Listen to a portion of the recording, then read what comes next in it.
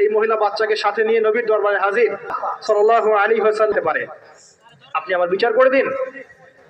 নবীজি বলছেন, হে আমার সাহাবীরা, তোমাদের মধ্যে কে আছো এই বাচ্চার দায়িত্ব নিতে পারবে? একজন সাহাবী বলছেন, আমি নিব ইয়া রাসূলুল্লাহ সাল্লাল্লাহু আলাইহি ওয়াসাল্লাম। এবার নবী সাল্লাল্লাহু আলাইহি ওয়াসাল্লাম বলছেন, যাও এই মহিলাকে নিয়ে যাও। এই মহিলাকে নিয়ে গিয়ে মাঠের মধ্যে কোমর পর্যন্ত পুঁতে তাকে রজম করে হত্যা করো। বুঝতে পারছেন কথা? কে আদেশ দিলেন? এবার খালিদ বিন ওয়ালিদ রাদিয়াল্লাহু আনহুর হাতে একটা পাথর। খালিদ বিন ওয়ালিদ রাদিয়াল্লাহু আনহু বিখ্যাত বীর সাহাবী, তার হাতে একটা পাথর, যিনি উহুদের যুদ্ধে মুসলিমদের বিপক্ষে ছিলেন, যার হাতে বহু মুসলিম শাহাদাত বরণ করেছে। তিনি পরবর্তীতে এত বড় সাহাবী হয়েছেন যার হাতে মুলকে ফারিস ওয়া রোম এবং পারস্য বিজয় হয়েছে। সুবহানাল্লাহ। খালিদ বিন ওয়ালিদ রাদিয়াল্লাহু আনহু হাতে একটা পাথর সজোরে নিক্ষেপ করলেন।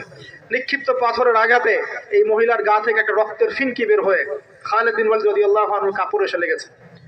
খালিদ বিন ওয়ালিদ